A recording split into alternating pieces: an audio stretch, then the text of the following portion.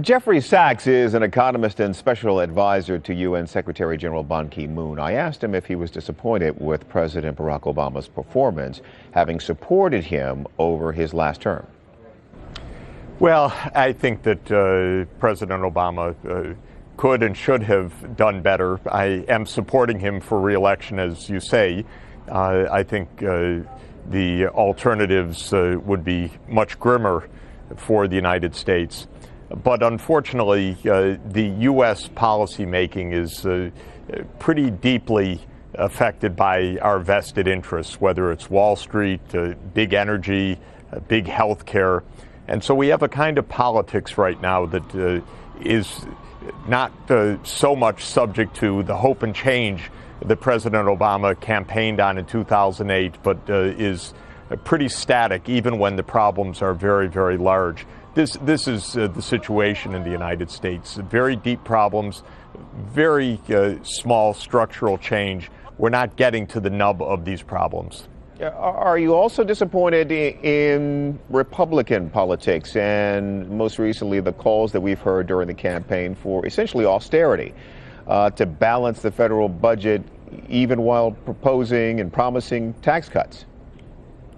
Well, yes. I think balancing a budget can be responsible, but if you do it cutting taxes for the rich and slashing education spending, health spending, and needs of the poor, this is, of course, reckless and disgraceful. And that's the kind of politics, unfortunately, that is part of American politics right now, a part of the Republican right. But I have to say that, again, both parties cater to the upper class, the middle class. They don't really pay too much attention to the poor. That, again, is a way that the money in American politics works right now. There's a lot of attention to the campaign funders that are funding the billion-dollar-plus campaigns of both candidates. It doesn't give a lot of space and attention to those at the bottom that really need the help.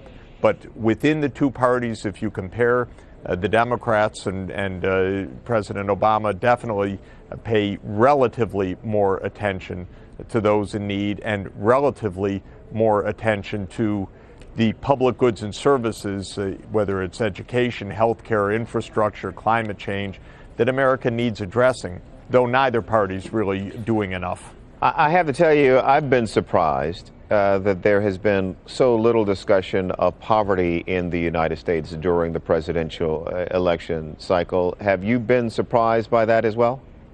Well, if I were a linguist, I would study the odd fact that the word poverty has almost disappeared from the political lexicon. Every reference is to the middle class. This is kind of a game. If you say poor, then that's a code word for taxes, transferring money to somebody in need.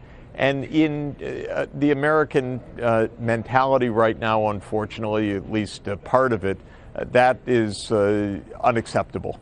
And so neither candidate talked about poor people, people who are really hurting. Everything is about the middle class, and of course, so much of the politics are really about the wealthy.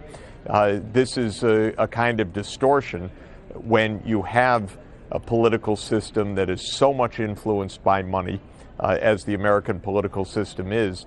This election cycle will probably take in more than $7 billion of campaign finance, and mainly from very wealthy people.